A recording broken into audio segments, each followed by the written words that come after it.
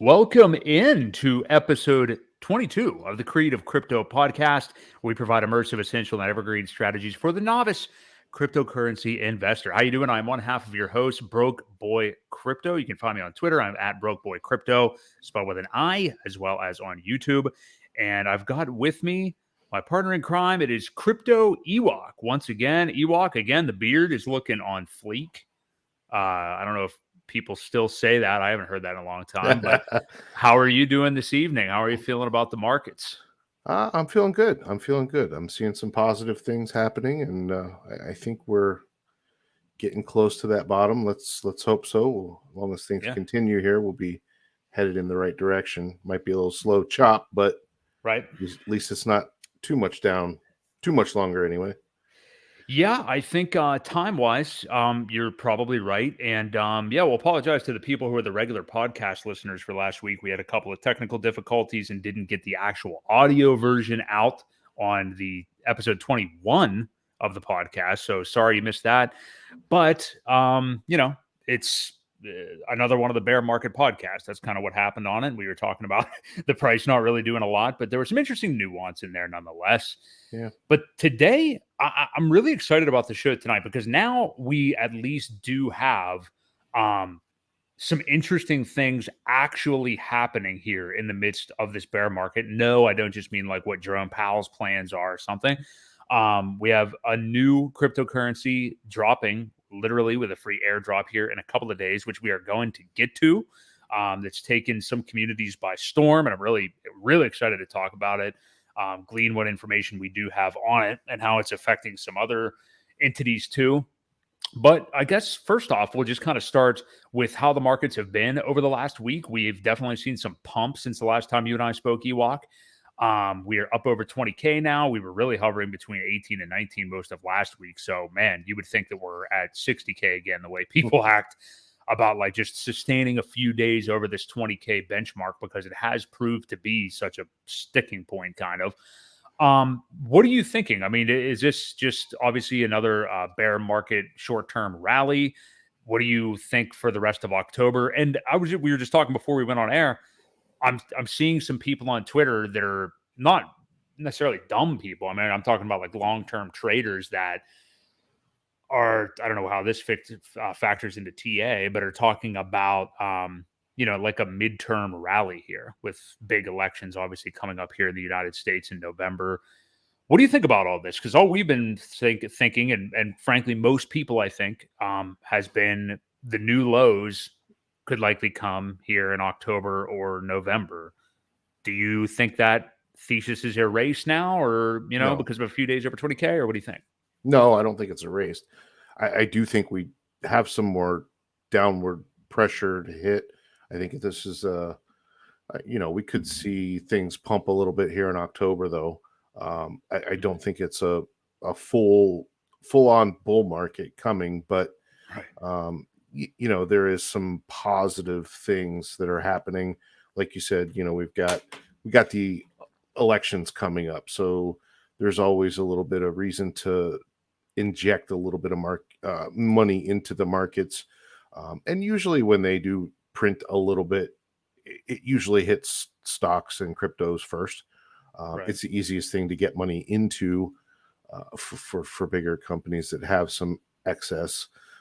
I do see a more long downturn though still coming. I don't think we're done dropping, but October could yield to be a positive one.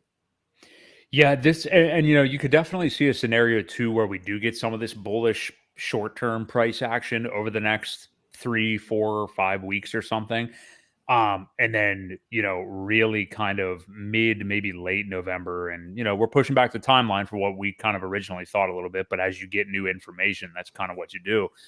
But maybe more into that like Thanksgiving in the United States territory, to when we could potentially see new lows. I mean, you and I have both been saying November for most of this year, as when we thought would be kind of the catalyst for the end of the quote unquote bear market, and then maybe just get some total chop for a year after that or whatever. But as that kind of being the bottom and the turning point, I guess. So It is going to be interesting because in the U.S. there is just a lot going on right now. We're going to get to something that you brought up off air a minute ago, but again, the elections. The Democrats control obviously the White House, the Senate, the House. They control everything right now, and most people are speculating that we're going to have a pretty big red wave, if you will, of Republican winners in a lot of those sectors, which I think is probably true.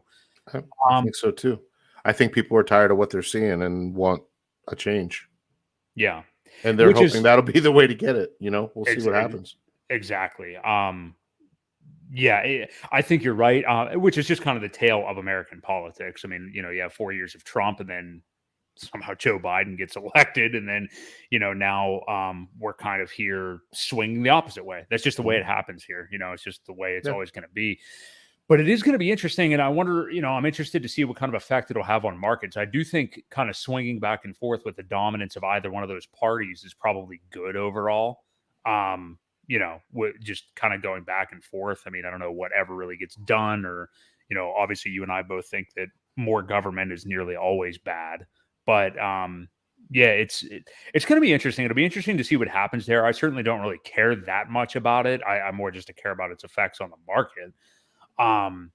But let's bring up what you were just talking about off air with the UN asking, and I've only seen headlines, but asking for the US to essentially stop with the rate hikes and stuff. That the dollar is the global currency, really, Right. and the fact that it could send other countries into deep recessions that they're not experiencing yet. What have you kind of seen on that? And do you think that the Fed will heed that, you know, not advice, whatever you want to call it, pleading, if you will? Yeah, I don't know if they'll listen or not. I think we're still expecting another at least 50 basis Hmm. points at the next rate hike.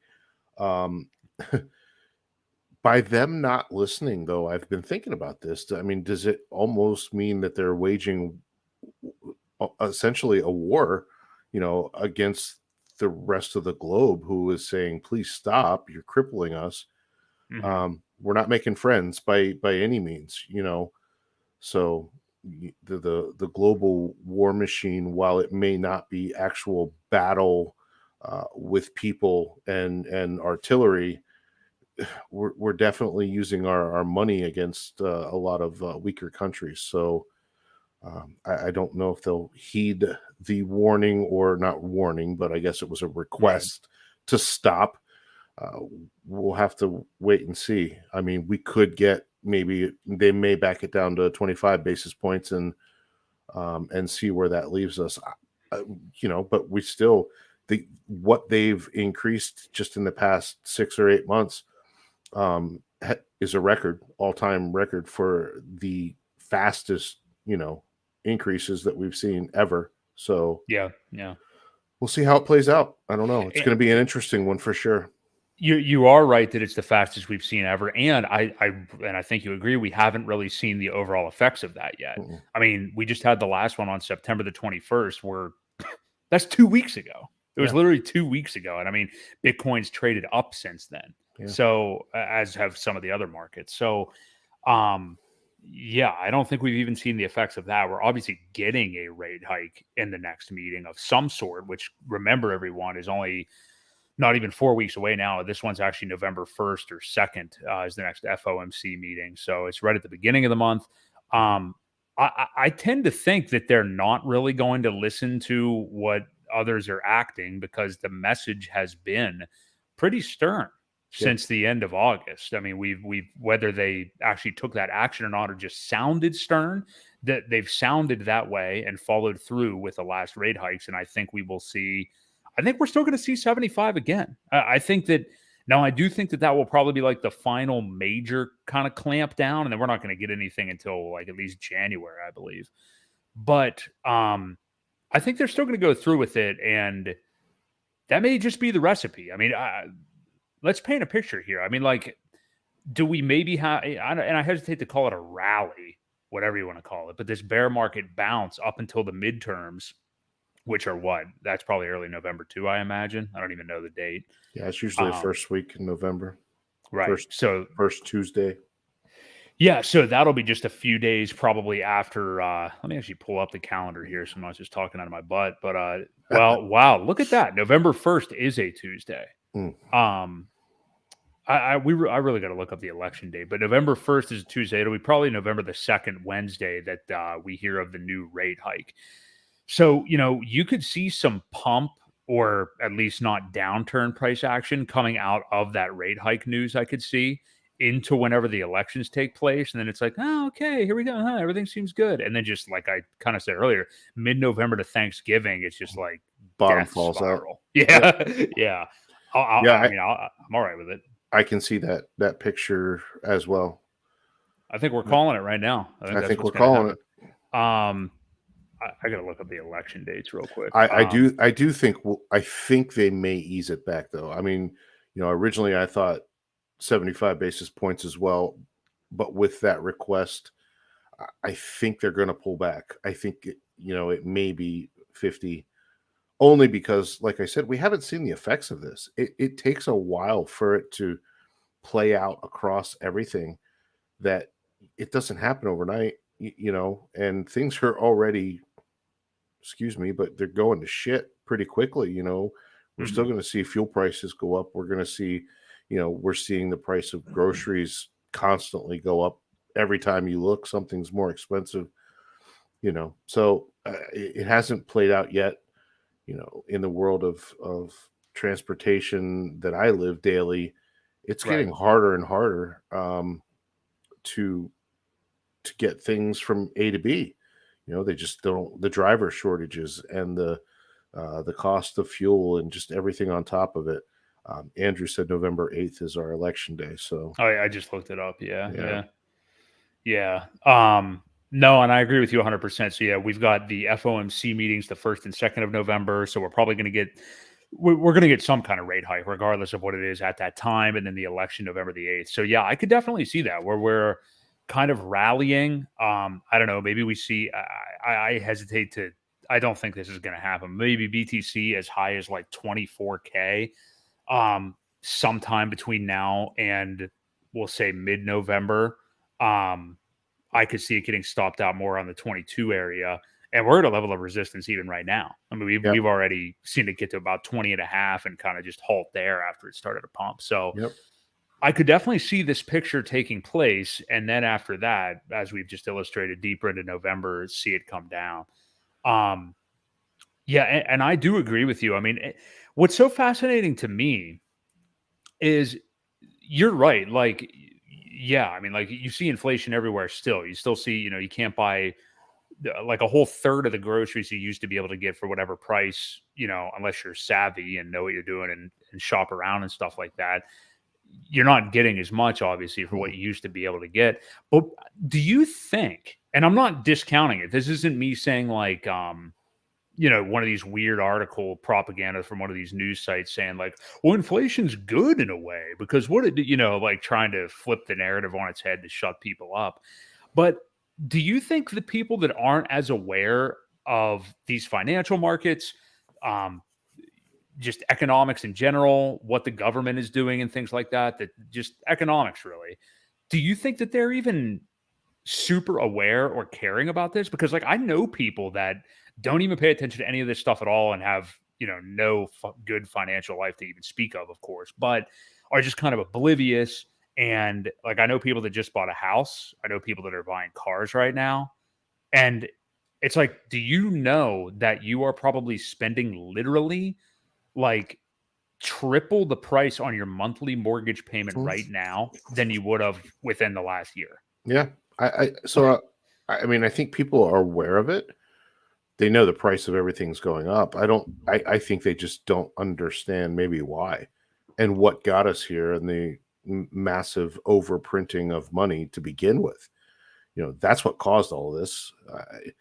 So the Mhm, Fed's and the trying. shutting down of the country too. The Well, shutting down that of the country followed by yeah. that didn't help. Obviously, uh, but that's what ignited the printing of more money. They started handing it out like candy. So, y- y- I don't think people understand what triggers it. I think they understand that it's getting more expensive, everything, but maybe not really why. So Right. Yeah. Yeah. It's just, it's interesting to me. It's just like, there's that whole ignorance is bliss idea. I mean, we are who we are mentally. So, like, we both have interest in markets and things like this. Anybody listening or watching this have interest in these markets. So, you're going to be aware of all these financial changes and feel the negatives and positives of it. Whereas somebody oblivious to it isn't. And are likely going to suffer more. I mean, yeah, financially down the road because they're just not educated on it. And that doesn't mean like, if you have to move into a house or whatever, you mustn't do it no matter what right now. But no, it's man, just a bad time. It's a bad yeah, time, and I think I brought it up once or twice before, but kind of leading this back into crypto is this may be the very last bear market we see before they introduce the CBDCs. And that's going to be another very interesting experiment with the digital currencies. We'll have to see how that goes because I think it's expected in 2024, 2025. They're going to release these things. So right. that's why we need to prepare now. And it's going to be interesting to see these same people we are talking about that are kind of oblivious to that stuff need to learn that kind of technology, scaling into it over the years. You know what I Hmm. mean? Yeah. Just that's the one thing that I think we lose sight of is, people are in crypto not just for the tech, but also for the gains, obviously. And I think we do forget understanding how to utilize these things and understanding like DeFi and things like that now, how far ahead of the game everybody is going to be by the time this stuff, 10 years from now, for Yeah. example, not even 10, compared to the layman. I mean, it's a skill that's going to be really worthwhile to have whenever this is really a thing, and I think the events of the last 2 years, regardless of what you think of them, I'm just stating a fact. I think the events of the last 2 years have probably expedited crypto and Oh, for digital sure. currencies. You know what I mean? I know for a fact it helped Hex become what it is with the community because we were all stuck in our houses.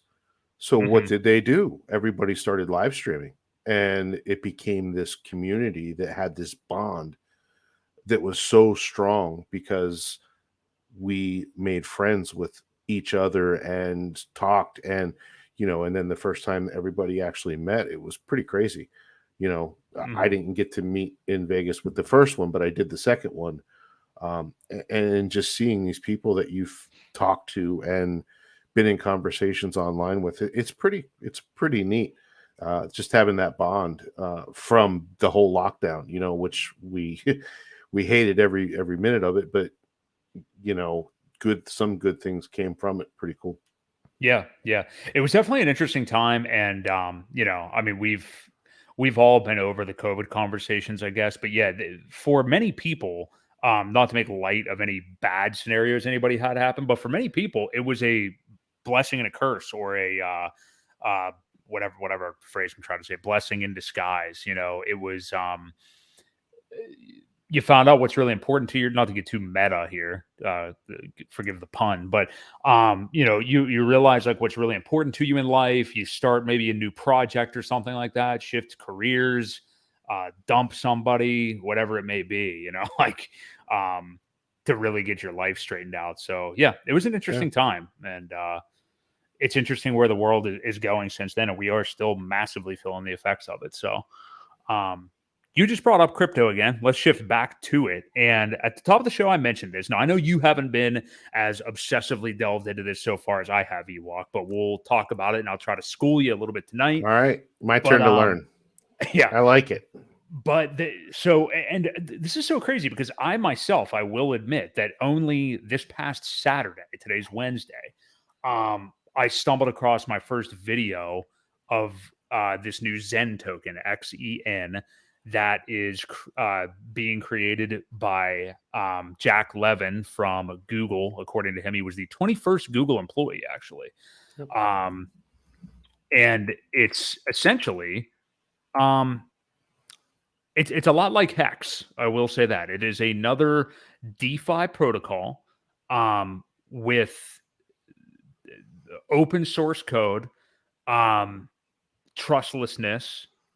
That is basically another shorter time deposit. It's certainly not got all the same mechanics of Hex or anything like that, but a lot of the reasons, the base reasons that people love Hex, um, exist for Zen. And when I first was seeing it and just seeing a sparse video here and there, I was like, what is this? And I'm telling you, as you know, Ewok, from being in Hex from the beginning, over the last 5 days, this thing has just rampantly gotten more attention everywhere I look. Like, it's consumed my waking hours. Like, I mean, I've just been watching Jack Levin content, and I gotta say, a lot of your buddies in the Hex space, this is all they've been talking about over the last few days. Because, well, let's face it, there's not a lot going on anywhere in crypto, Right. and I guess some people are probably getting butthurt about this a little bit. I'm not sure. I haven't really seen them act that way. I've only seen Hexicans embracing this obsessively and loving it. Certainly not dissing Hex or anything, but like loving yet another awesome DeFi protocol like this to earn trustless yield and be your own bank and mint your own coins. But I've really only seen positivity. But I do wonder if there are some out there that are like, dude, I sacrificed for Pulse over a year ago. I sacrificed for Pulse X nearly a year ago. I thought it was going to be out 6+ months ago. Certainly, I'm sure they're still content with Hex. I mean, it's 90-some% down, like all the market is. That's just the way it is right now. Yeah. But I do wonder if there's some people out there that are like, I'm just getting sick of this. And then something like this comes along, which again, I'm not saying that people are going to ditch Hex. I don't mean that at all. And I love them both, just to say right off the bat. But I wonder how many people are like, damn, I want to go all in on this right now. Or as far as education, I'm not saying like buy it up immediately. But maybe if some people are just like, I'm putting my attention over here. Because like, here's another guy who seems to have the same values as Richard. Certainly not that they're not like, I mean, they're certainly like-minded in how they believe, money should work. But disposition, I don't think they could be further apart, actually. Right. Now, They're Richard, both very intelligent guys. No, sorry. I was just going to say they're both very intelligent guys. Both very intelligent guys. I think it's really interesting because, and I don't want to focus on the creators too much, but I do think it's interesting that you've got Richard who does the outrage marketing that we don't think is really what he's like, but he certainly is a little bit more extroverted, obviously, and eccentric and stuff than Jack Levin. Jack Levin is button up, he's much more reserved, I'll say that. And I'm not knocking either style. I swear I'm really not. I support them both. It's their product that I really like. That's what I value about these guys. But it's really interesting to see a guy who's the polar opposite of Richard. And I don't think there's any hate between them whatsoever. I know they've spoken. Doing something very similar. I know you haven't had tons of time to look at it, and we'll get into how the protocol works a little bit here. But what's your viewpoint on this? And have you kind of seen a lot of the Hex community talking about this? I've seen a few talk about it. I've been a little behind on some videos recently. I know that there are conversations about it. The one thing I do know that I was kind of worried about is the whole shiny object syndrome, where people, things are built around or on Hex kind of with same principles. And historically, they've all gone to zero. This one is a little different. I think you can't buy it right away. First of all, you can only claim and mint. So it's an Ethereum transaction. Essentially, you can create as many wallets, though, as you want. And from what I understand, it's going to be roughly about a $20 fee, I think, to create and claim. I could be wrong there. I'm not sure. Are you just guesstimating what the gas fee would be? Is that what you mean? Right. Yeah. So for every wallet, you create, plan on 15, $20 probably, unless you catch it extremely low, a low gas fee. So there's not going to be a major pump, I don't think, until these things are released. I know there is a waiting time once that happens, and you can wait up to, you'll have to explain it because, I heard up to 100 days or maybe more than 100 days. You can decide how long you want to wait. And obviously, the longer you wait, the more you get. Um, but there will be people that do it earlier. Obviously, those coins will probably hit the market quite quite soon, I think. Mm-hmm. Which again, there's buy pressure away from Hex, I think. So I mean, so we'll see. So tell me what you know about it and the actual game theory, because I haven't had a whole lot of chance. One thing without, and you don't have to necessarily name every one, but I'm interested for me as somebody who didn't get to see them as much, and you did. Before we talk about Zen a little bit more in detail, talk about some of the hex imitators, if you will, that you just talked a little bit about there that didn't work out at all. Like what were some of the what were the main follies? Do you believe in those? What were the projects, and what how did they fail so quickly? I'm just kind of curious. I'm sure none of them had somebody like Jack behind them, and I'm sure obviously the processes were not as good. But Probably not. So there was one that sounds like Hex, but not really. It's it starts with an R instead. I hate advertising these other things yeah, because they're still out there. They just have gone to shit. Um, it, they try to imitate. There was things they didn't like. They didn't like the fact that the OA had, the majority of the coins. So they tried one without an OA. Um, that one, I believe, was um, an early Hexakin who decided to sell all his stake and start this other one. mm, Um, that one had so much liquidity that was locked in it that the price could never move. It's one of the features of Hex is that it is low liquidity, and it will have massive pumps, and obviously at the same time it'll have dumps too, because of the liquidity is always adjusted. Um, so this other one, it's fallen flat on its face. I'm pretty sure it's down to nearly zero, and just it can't pump interesting. because there's so much liquidity, that it would take millions and millions of dollars to even get it back up halfway to where it was at one point. So I know of three of them that have just failed, and it was all created as a spinoff, as a knockoff, and they've all gone to zero. Now, this one sounds like it's got some different mechanics to it. Um, Definitely, yeah, so tell me more about it before I don't. Like I said, I don't want to yeah. bash it because I don't know enough about it. But I was just kind of stating before that if it is people are calling it very, very similar to Hex, I hope it doesn't have the same fate, because I do like Jack. I think he's a very intelligent Mhm. guy. And like you said, him and Richard have spoken. I've seen live streams with the two of them talking, and they're definitely quite intelligent.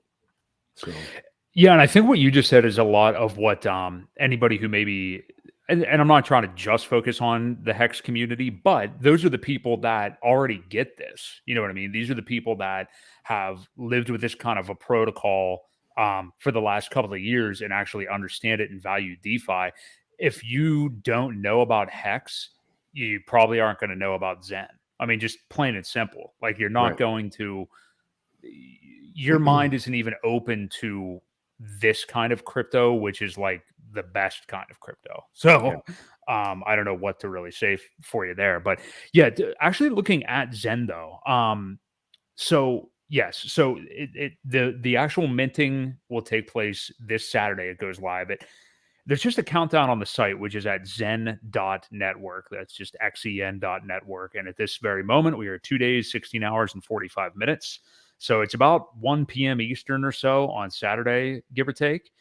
And so basically, what will then happen is you can mint your coins. Like you said, Ewok, that is correct. As many addresses as you want.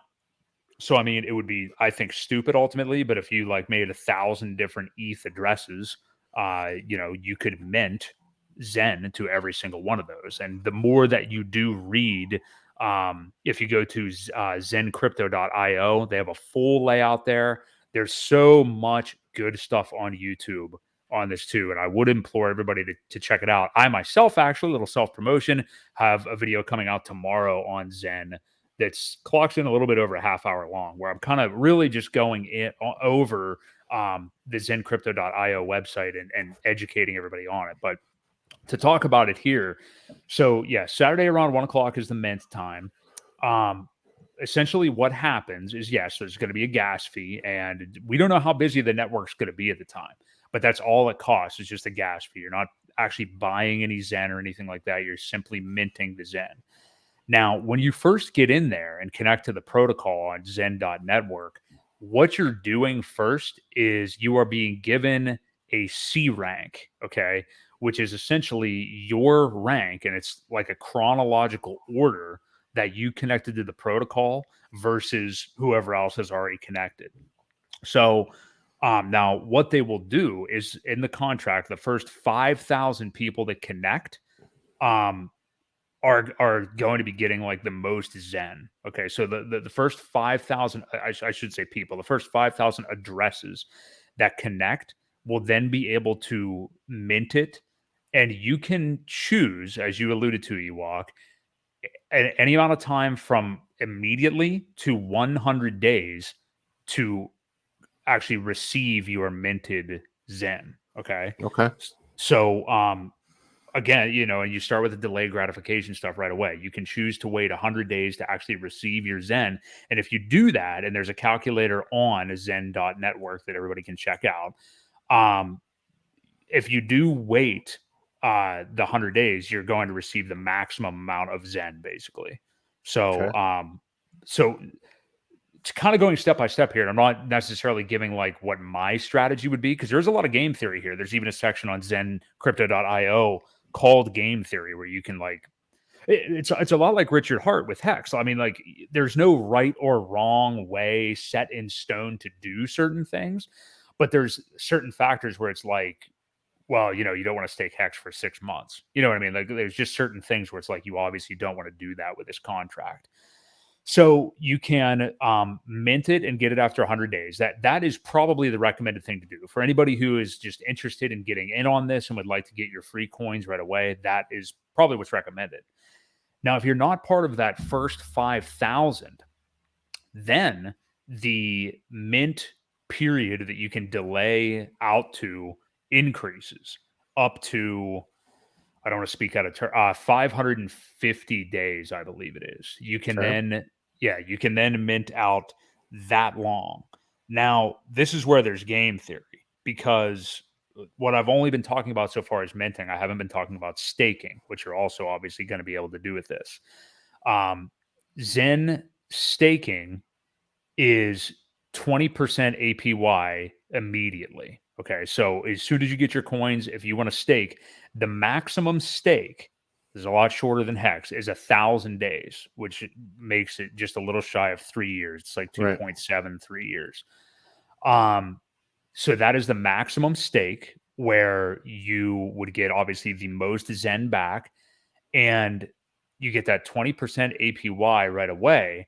However, from the creation on launch day, that would be October the 8th, each 90 days, that APY on your stakes decreases by 1% up until 4 years down the road, which I think it's actually 1,620 days exactly. So I know I'm giving a lot here, and it's probably a little confusing to some people, but so immediately the APY is 20% each 90 days. And I'm not talking like the 90, I'm not talking about when you stake it, the APY decreases. That'll remain constant. But each 90 days for the protocol, the APY that you are able to get if you were starting a stake will be decreased by 1%. Gotcha. So in the first 90 days, whatever's in you have, if you would go to stake it, you would be getting 20% APY. From day 91 to like 120, that's not right. 91, way exactly. Then you would be getting 19% APY, and so on. Okay. up until it reaches 2%. That's the lowest it'll go. So by the time it gets to 2%, then it's not going to fall any further than that.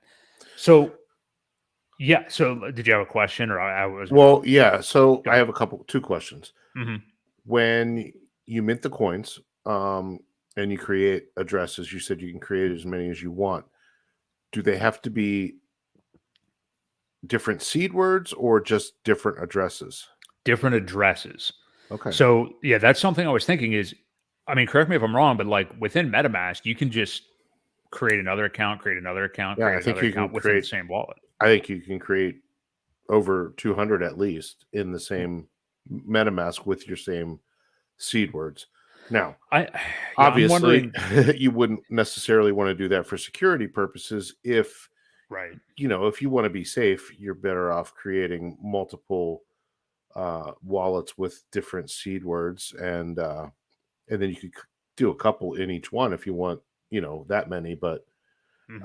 I don't know that it makes a whole lot of sense to put all those coins into one MetaMask. It seems a little risky. I agree with you. And you also got to remember how much you're keeping track of everything. I mean, like you're going to have to keep track. If you just go and create a bunch of new wallets for this, you're going to have to think about keeping track of all these different seed phrases for all these different wallets. And I haven't even gotten to what the worst part about keeping track will be. But yeah, but not only that, but you're paying all of these gas fees. So you're paying a gas fee to mint, and it's worth. And I don't mean it's like useless, but it's worthless right away. So I mean, you're putting the money up front for sure. Yeah, right. So, but then you're going to have to spend the gas fees when you actually mint them again. You're going to have to spend gas fees when you stake it. You're going to have to spend gas fees when you unstake it. So it's like that, and that's fine if you're doing it from like 1, 2, 3 wallets or whatever. But if you're doing it from like 20, it obviously becomes expensive and cumbersome. So we covered the minting, we covered the staking there. Now, here's where some of the game theory comes in, because if you're within the first 5,000, I think what you should do is pretty clear. If your C rank is in the first 5,000, you should do the 100-day mint, I think. I mean, I think that probably makes the most sense. And now if you have thought about this so far and been paying attention, just listener, basically 19%. Exactly, yes. So, which to me is fine. You'd be getting 19% because you wouldn't be able to stake until the 100th day. You're past the 90 days, you're getting 19%. I think that's the optimal way to do this as like just a new person. You know what I mean? Mm-hmm. Now, on the opposite side of that, so you want to prepare for all situations. I don't know how crazy this is going to be when this launches. Maybe it's like getting tickets to your favorite band on Ticketmaster. And you're like, oh, sweet, dude, I'm gonna get first row or whatever. And you're like in the nosebleeds immediately. You know what I mean? So you that could 5,000 could happen in minutes. I mean, right. Yeah. Really. Yeah. Now I imagine it will probably work better than Ticketmaster for anybody who's actually used that when you're trying to buy those tickets. But I would hope so. Yeah. But if you are not in that top 5,000, so then you have the opportunity to wait 550 days maximum to mint them. Now, just again, like you just said, Ewok, what is the APY going to be like when you stake them at that point? Well, at that point, I already did it earlier today. That's like 6 90-day periods in or whatever. Am I right on that? Did I just make that up? I think so. So it's about 13, 14%-ish. 14%. Did it in my head. Yeah. But yeah, you'd be at 14% by at that point. So that's where it's like, okay, how many are you minting within those 550 days? And is it worth it to only get 14% whenever you do your stake? So it's kind of just figuring that out for yourself, and then you don't even have to do that. It's not like you have to do 550. You could say, well, I really want to take advantage of the higher amount. I'll still just do 100 days. Because I want to get 19% or whatever. There's so many ways to play it. What I think is important to note here, because people are like really going at each other about the game theory on this, you're really not losing here. I mean, I think the only way that you lose is trying to get cute and like minting them immediately and then trying to sell them and stuff like that. I think like trying to do stuff like that might get you. I think you might just take an L on that. But yeah, otherwise, if you just want to get involved with the product and you like it and you like DeFi and you like Hex and everything, I think at least doing these 2 steps that I've kind of laid out are probably pretty good. And then if you want to concern yourself later down the road with actually buying Zen and adding it to your portfolio, I think that's fine. But you can speak to this, Ewok, and I'll let you do it. Like when these new things come out, and we've already talked about it with what Pulse will be like when it finally comes out.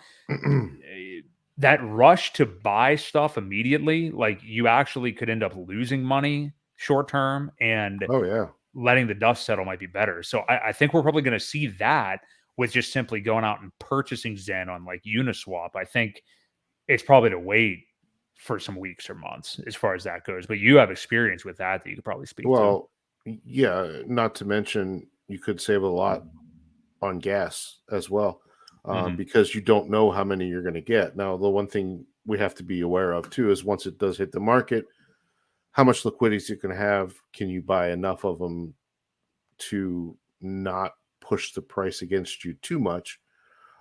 That's all going to play into that whole thing too. You have to be really careful of that. Sometimes with a new coin or a new market, you can go in and say, well, I'm just going to, instead of spending $1,000 on 200 or whatever 50 wallets, 500 wallets, I guess that would be whatever it was, Mhm. whatever you want to put in. I'm just going to buy $1,000 worth and call it a day and then stake Yeah. them.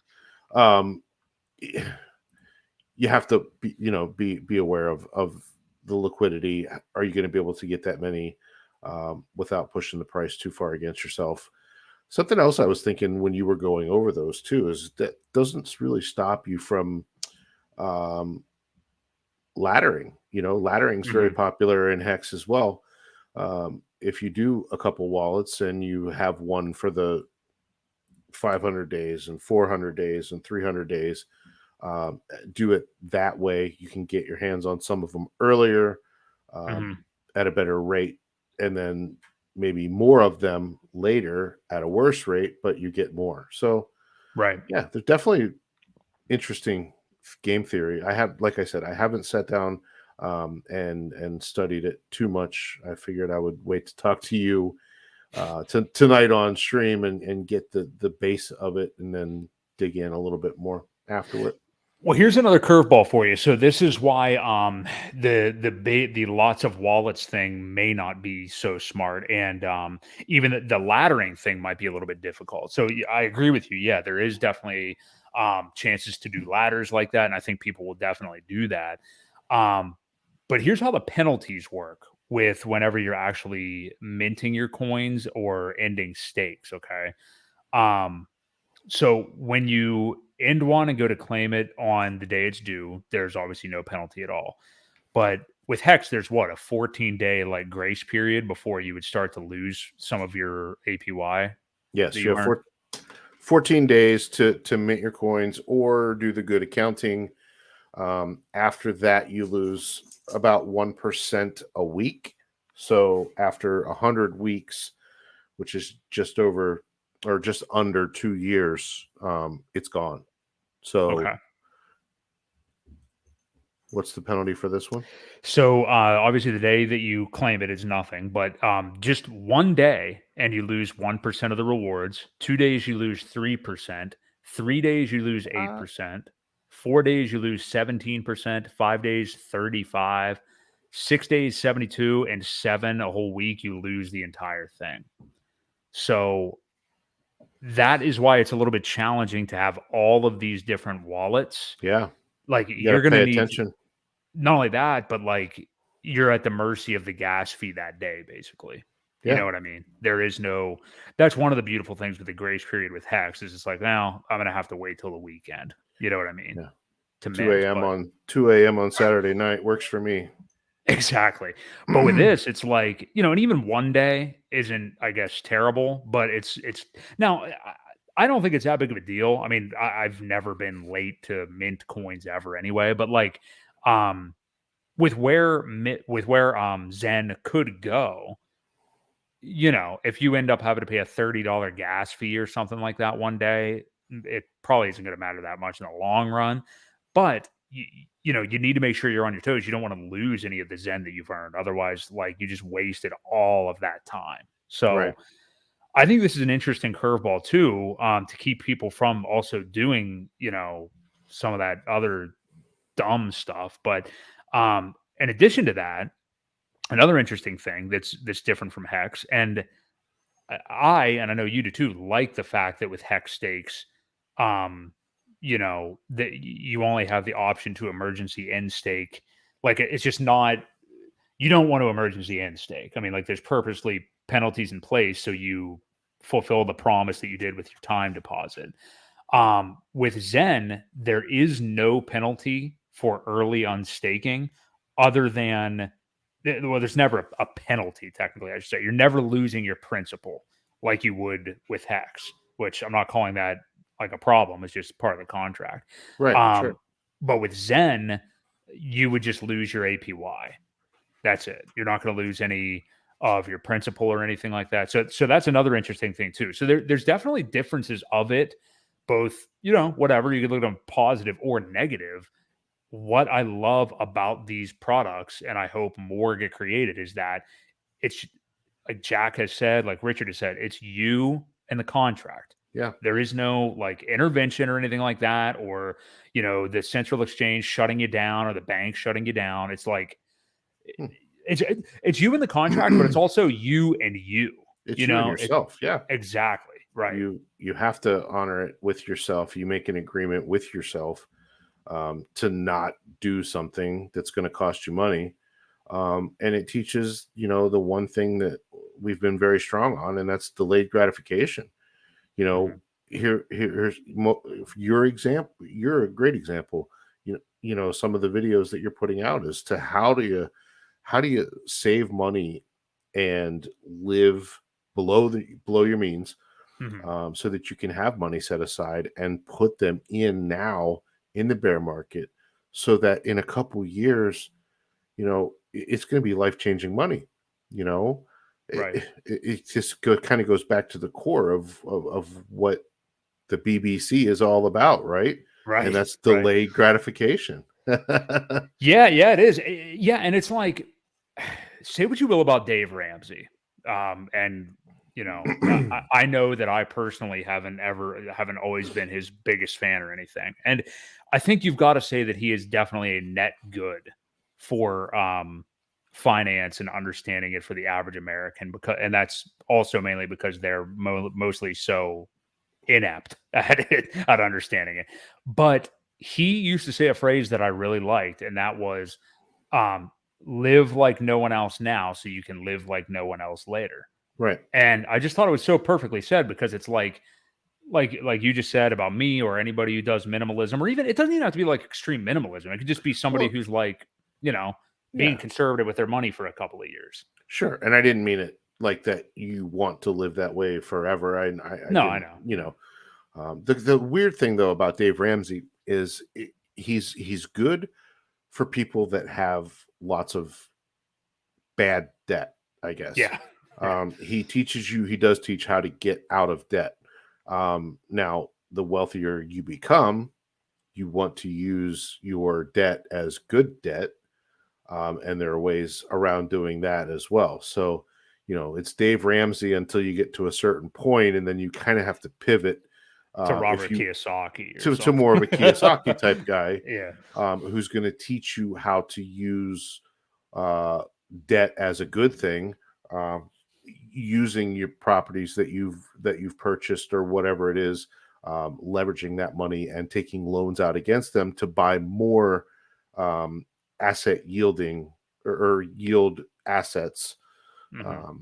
So, while debt can be bad for many, it can be very good for the wealthy. And it's one of the tricks that they teach you is how to get debt that's good and giving you yield on top of it to just kind of keep creating more debt that creates more yield. It's one of those games, but it's a nice little tax strategy too.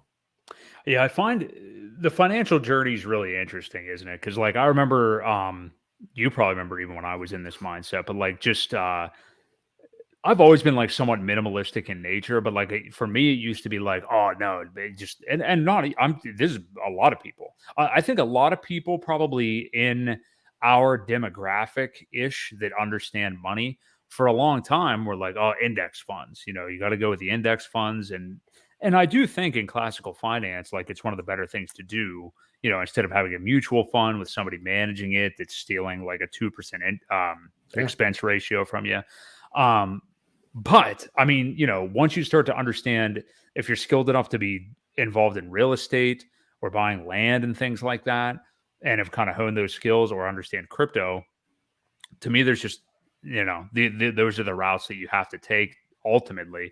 But I just always love that, you know, to kind of finish off on the Ramsey thing. I just liked that quote from him because it's like, I don't consider minimalism to be that hard really anymore because I just have done it and I have a different value system, I think, from most people. And I think if you're in crypto, you also probably do. Like you're Yeah. probably different, you know, Yeah. which is Wired a little cool. different. Yep, for sure. Yes, which is really cool. And I love it. And if you're willing to we talked last week about like the memery of crypto. That's why I do love, you know, no, it's not like everybody's literally having to go work at McDonald's in the bear market. I'm sure some people probably did, but it's Yeah. like, yeah, dude, like that's how badly my portfolio swung. And I do have to like rough it pretty big time now. You know, and you know, a couple of those cycles and probably quicker than you think, and you have like a whole new life all of a sudden. Yeah. And it's, you know, Well, you weren't living off your crypto either, so that's that's no, a big difference. You still have a job. So right. for those people that did decide to retire, um, that's where the memes come from because yeah, they better Mhm. be going back and getting a part time job because it really sucks to sell at these prices, and Mhm. what you could have sold 8 months ago, 9 months ago, uh, and you sell it for that much less now, it's painful. So Big time. Yeah.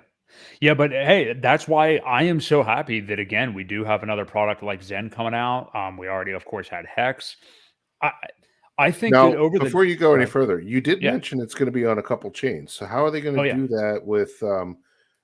Is it going to launch simultaneously, um, and then we'll get a fork on Pulse Chain, or because you mentioned Polygon and Binance, I Finance. believe.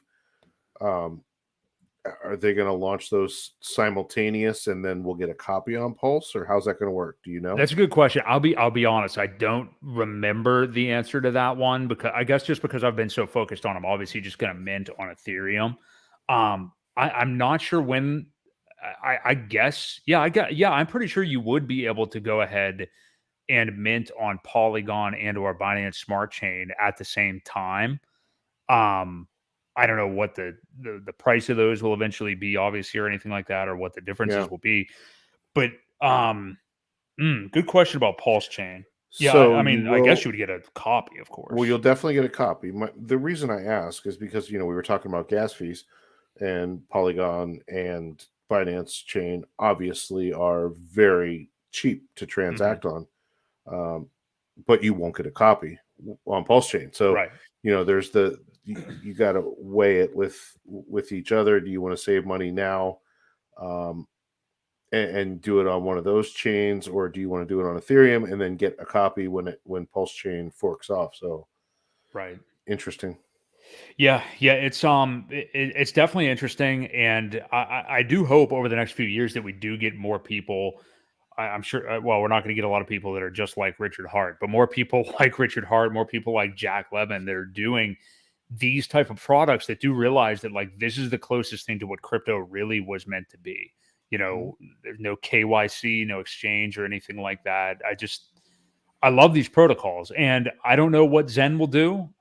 Definitely have um, a positive outlook on it, and I think the right guy is there to help create the contract. And there's a lot of it's crazy because like you were obviously at ground zero with the launch of Hex big time, and I wasn't as much. And it's interesting for me now to, and I definitely don't think there's the fever pitch of this that there was with Hex at the beginning, but it's getting pretty rampant. Like I said earlier, I mean, like there's a lot of people talking about this now, and it's exciting for me to like experience this right now, much like Pulse kind of being on the ground floor. Yeah, But here's one that's happening right now, sure. and yeah, it's interesting. I'm really That's it. excited about it. Yeah, it's exciting. It's exciting to see things from launch, and we kind of witnessed Hedron in its early days too, and Yeah. you've seen that how it's matured Yes. in the last several months into a what's the word I'm looking for? It was just a very abundant coin Hmm. to now it has a lot of use case. Yeah. People don't want to get rid of their Hedron. Changed considerably with the addition of Icosa and the whole um, staking on that side.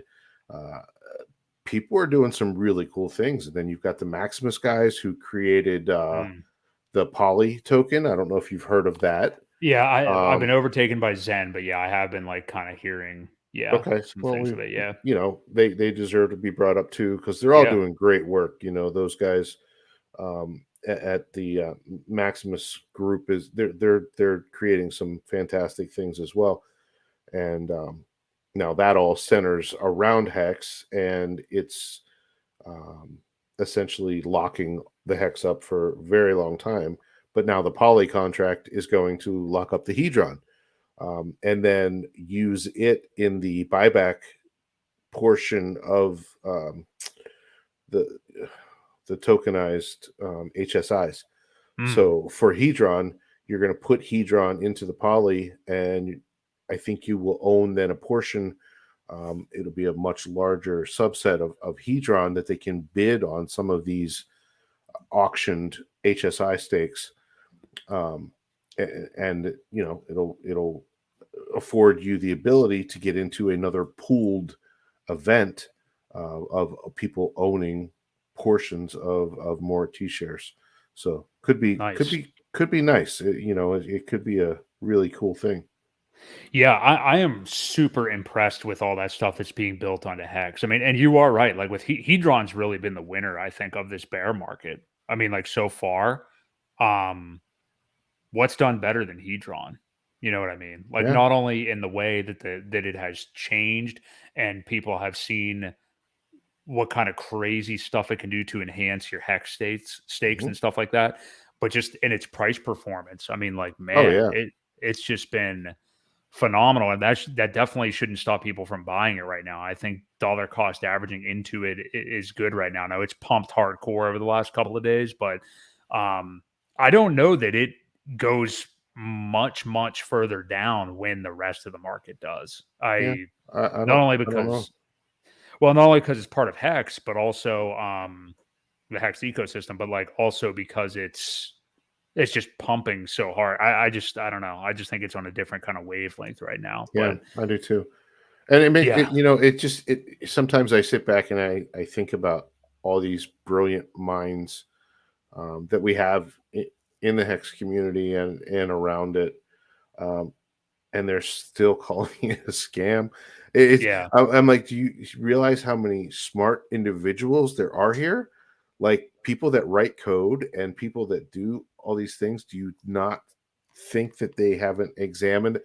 I, it, I don't know. hmm I just it makes me chuckle because I think that they're just so blinded by um, the aura around it that so many people or they're just regurgitating what a lot of the Bitcoin maxis have said, and I still think they're just very threatened by it. Richard has touted it as a better Bitcoin, and it could very well prove to be just that. And I do think they may be threatened, and we'll see how that shakes out. But it's going to be an well, interesting next couple of years.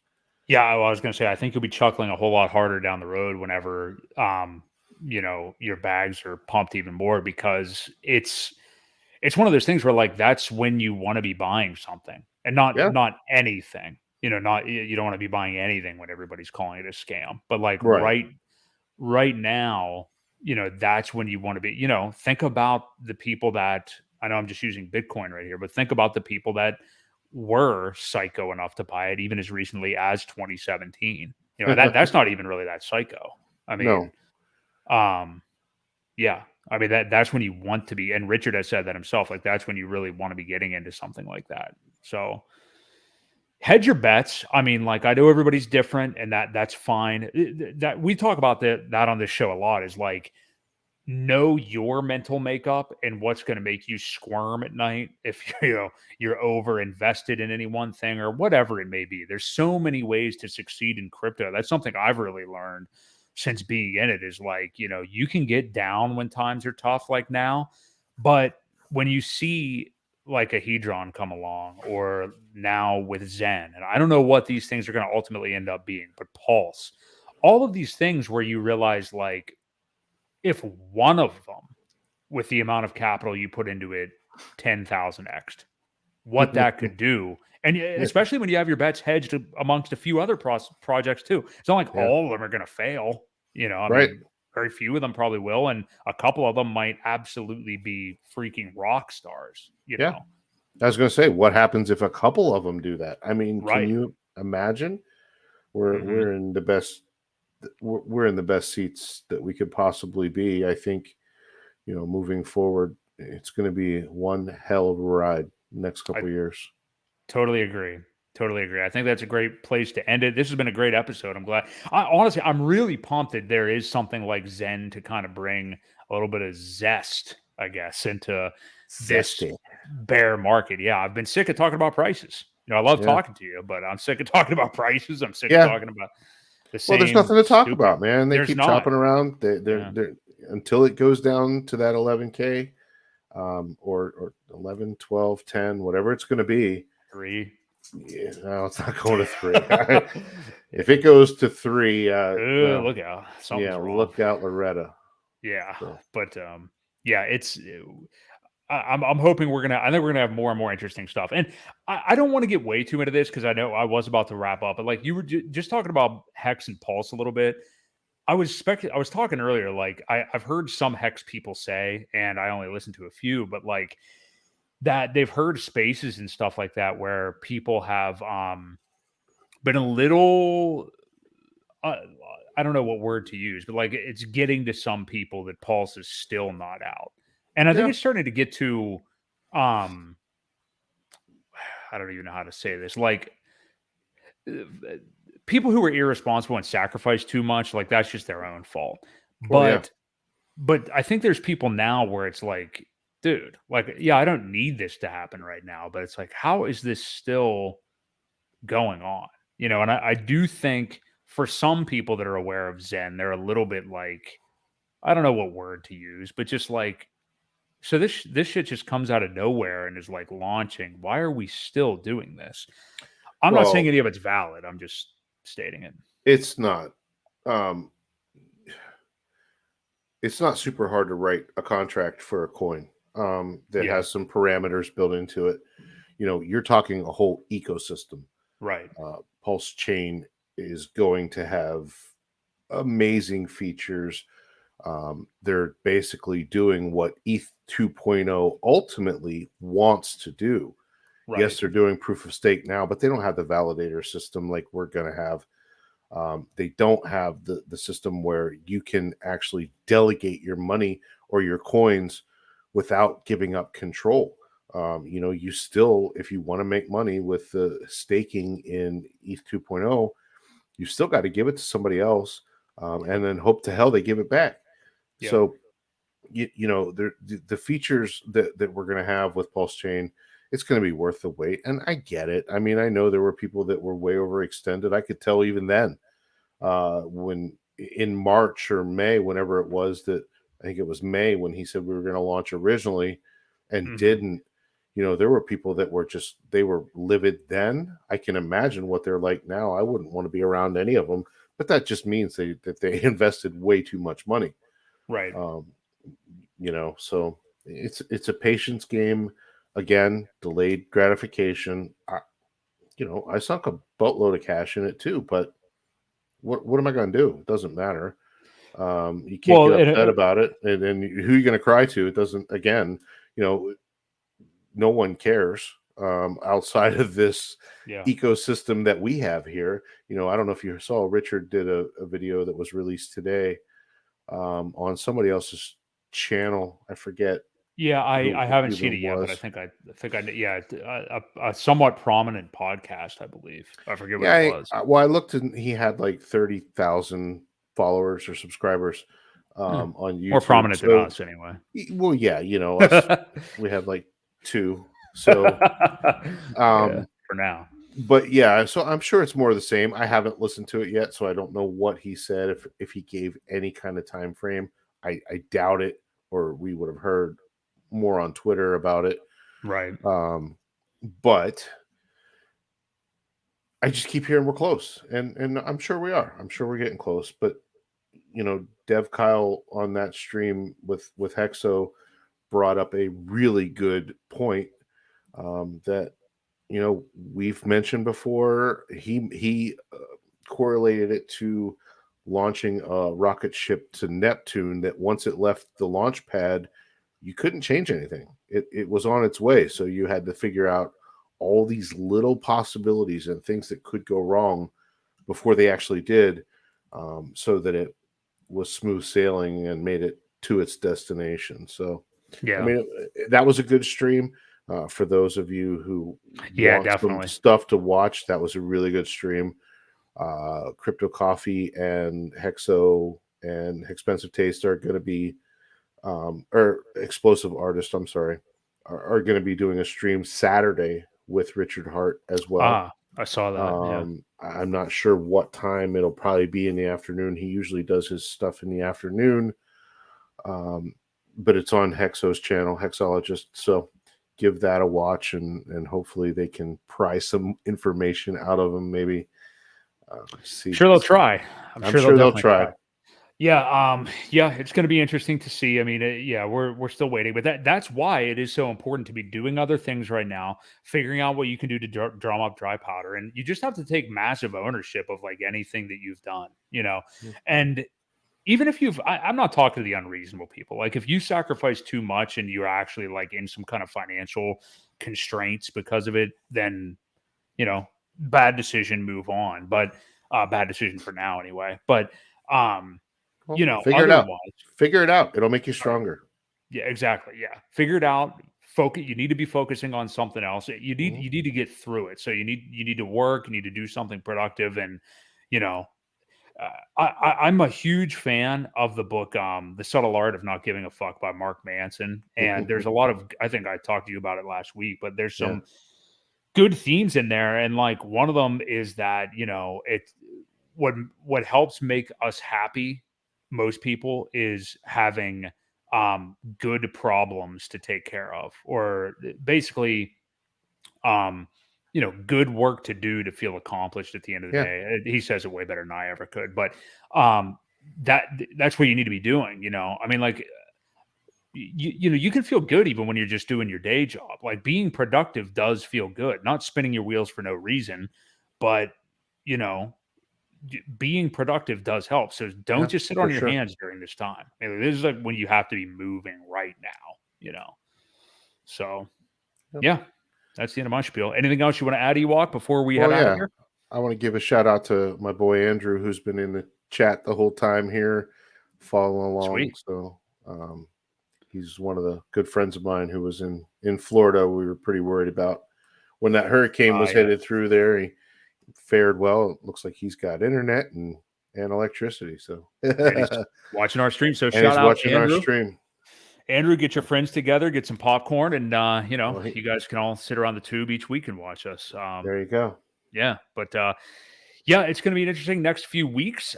We will probably follow up next week on how the Zen launch went, and God knows what else will happen in crypto by that time. So, for Crypto Ewok, this has been Broke Boy Crypto. A reminder: tomorrow on my channel, I will have a Zen video dropping, so be sure to check that out. In addition to all the other great stuff that I've been seeing on YouTube, Trevon has been making a whole bunch of good stuff. Jim Rat Crypto and Stolt have been talking about it a lot.